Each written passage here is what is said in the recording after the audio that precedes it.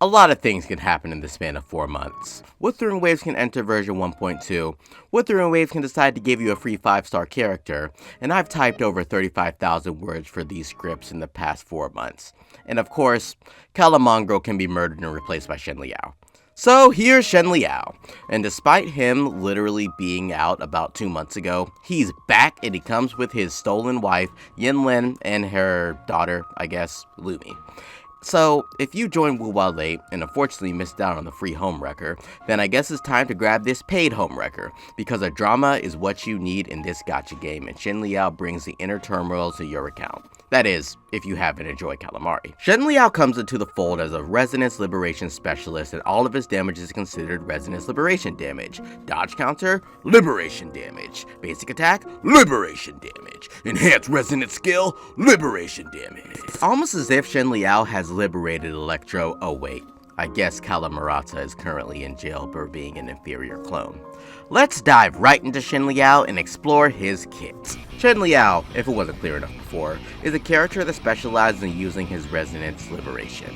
But it doesn't stop there. He is able to unleash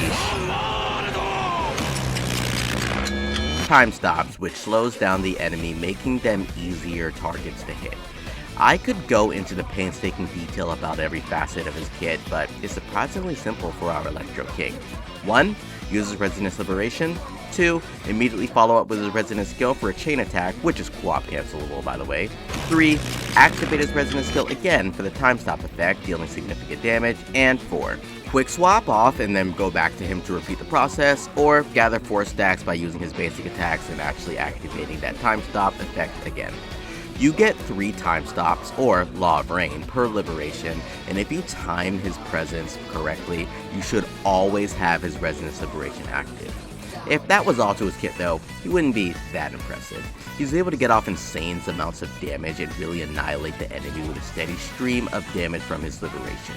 And you generally don't want to use him on field if he doesn't have his liberation up, because his damage falls off when he's not in this form. Like, it falls into the ocean and dissipates into nothing. Let's talk about his echoes, however, and our stat priority for our regicidal man. Oh wait, Xiangli Yao, why did you stop time? Oh right! That's to leave a spot for you to like and subscribe to this video. Xiangli Yao, I told you about this shit. You can't be manipulating the viewers like this. Please don't hurt me, I'm sorry. Ah! Firstly, there will always be debates on which 4-star echo to use for the electric set, and I'll assist you with this decision. Don't you dare use the Thundering Mephis. Put these foolish ambitions to rest. Using that echo is a crime, and stick to the Tempest Memphis always. The buff might be a willing bait, but the motion value behind that echo makes you wonder if you were the one hit with Xiangli Yao's time stop instead. So yeah, Tempest Memphis is quick swappable, and it'll give you enough of a boost for Xiangli Yao. Prioritize crit rate or crit damage depending on your weapon, of course, and if your weapon doesn't give enough crit rate, then of course go with the crit rate for the 4-cost echo. As for the 3-cost, electro damage of course, but you can also use attack percent if the substats are perfect, and for the 1-cost, you'll go with attack percent. Now for the substat priority. You 100% need at least 2 substats in energy recharge. That's the bare minimum to make sure that your rotations can be easy to pull off. You can get this from his weapons as well if you're using the standard gauntlet for him, so keep that in mind. 3 is preferable, but definitely not needed if you play him perfectly. Other than that, prioritize attack percent, then flat attack, then resonance liberation damage. All other stat FXs don't help him at all, since all of his damage is considered resonance liberation damage, so keep that in mind when you're rolling those echoes. As for his weapons, he doesn't get a whole lot of choices. Being a main carry, you definitely want to give this man a 5-star weapon. At the very least, he ain't stealing Calabunga's weapon, but still. A lot of people already actually have Xiangli Yao and just want to know if his weapon is worth it, and I can affirm it is 100% worth it. It is a pretty significant damage boost, but he does fine without it. You can definitely equip the standard 5-star gauntlet, which is what I would be using if I could get the damn thing. I'm at 70 pity, and I really don't want to dip into the Astrai stash considering all of the new characters that are coming up. Either way, neither my Yinlin or Xiangli Yao have their signature weapons, and they are clearing the tower pretty handedly, so don't fret if you don't have them. Of course, both do have the Battle Pass weapon, and if you are lacking all of the above options, then your best choice is going to be the Celestial Spiral, which will give you a decent attack boost and help with the energy requirements for his liberation.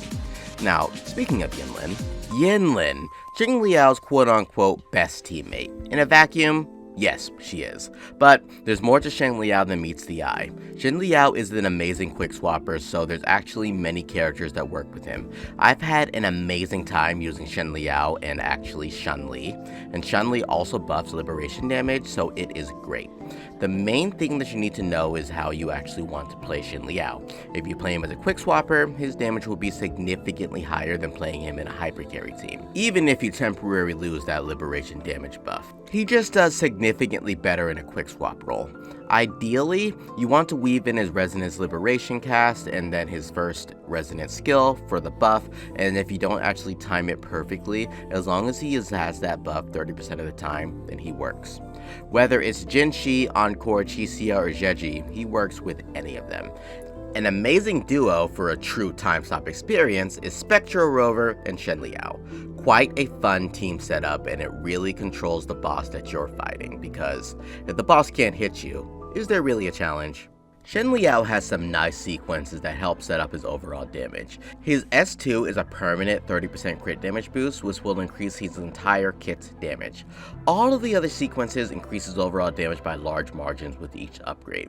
His S3 is also a significant boost, enhancing all of his resonance skill damage by 63%, and that actually translates to resonance liberation damage. Finally, his S6 increases his time stop attack, Law of Rain, by a large margin. Nothing to write home about overall, but it's definitely some powerful upgrades. If you're down for Xiangli Yao sequences, then you should prioritize his S2, then his S3, then his S6. S4 is actually really good too, as it gives the entire team a 25% resonance liberation damage buff, for a total of 30 seconds mind you, and all you have to do is activate his liberation, but that's kind of very far along the way. Really impactful though, especially if you have a full team using their Resonance Liberation. I wouldn't really recommend getting sequences for any character because they are all complete at S0, and trust me, we have a lot of characters coming in Renacita, so keep that in mind. Xiangli Yao is a quick swap carry that is very flexible despite demanding an on-field presence. He is very fun to play, and I wasn't a fan of his design, but when I played him, oh boy, he grew on me. Like an arm, I guess. The time stop function is fun, and if another character comes out that can slow down time, I cannot wait to do some time stop shenanigans. Imagine Spectral Rover, Xiangli Yao, and another character that's just stopping the boss from moving permanently. He may not be the best for a hypercarry role, but he is amazing in a quick swap role, and he still does the hypercarry role very well. I mean, who doesn't love a cyborg who can single-handedly stop characters in a perpetual spiral of non-existence? Oh wait. Sorry, Kala, never gonna use you ever again.